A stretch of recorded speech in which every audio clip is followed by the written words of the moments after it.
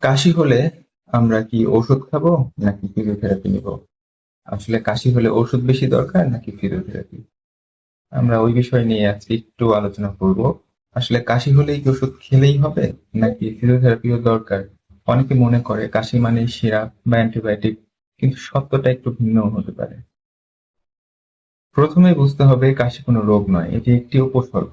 কাশির কারণ হতে পারে সর্দি, জ্বর, অ্যালার্জি, অ্যাজমা, নিউমোনিয়া, ব্রঙ্কাইটিস বা ফুসফুসের অন্যান্য সমস্যা।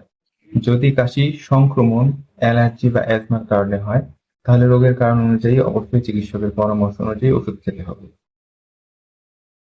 কিন্তু যদি এমন হয় ফুসফুসে কফ জমে যায় এবং সেই কফ সহজে বের হতে না চায়, তখন রেসপিরেটরি ফিজিওথেরাপি গুরুত্বপূর্ণ ভূমিকা পালন করে। ফিজিওথেরাপিস্ট বিভিন্ন শ্বাস-প্রশ্বাসের ব্যায়াম, কফ বের করার কৌশল এবং ফুসফুসের কার্যকারিতা বৃদ্ধির মাধ্যমে রোগীকে সাহায্য করে। এতে শ্বাস নেওয়া সহজ হয়, কফ বের হতে সাহায্য করে এবং ফুসফুস ভালোভাবে কাজ করতে পারে। তবে মনে রাখতে হবে ফিজিওথেরাপি ঔষধের বিকল্প নয়, আবার সব সমস্যার সমাধানও শুধু ওষুধ নয়। তাই কাশি হলে প্রশ্নটা হওয়া উচিত নয় ওষুধ নাকি ফিজিওথেরাপি, বরং প্রশ্ন হওয়া উচিত কাশির কারণ কি।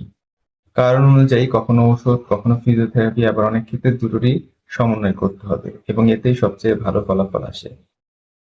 তাই কাশির কারণ জানুন, কারণ অনুযায়ী চিকিৎসা করুন, অযথা ওষুধ খাবেন না বা অযথা ফিজিওথেরাপিও নেবেন না। আপনার কারণ যদি এমন হয় সেটি ফিজিওথেরাপির মাধ্যমেই নিরাময় করা সম্ভব, তাহলে অবশ্যই ফিজিওথেরাপি নেবেন। এবং যদি এমন হয় সেটা ওষুধের মাধ্যমেই হতে হবে, তাহলে ওষুধ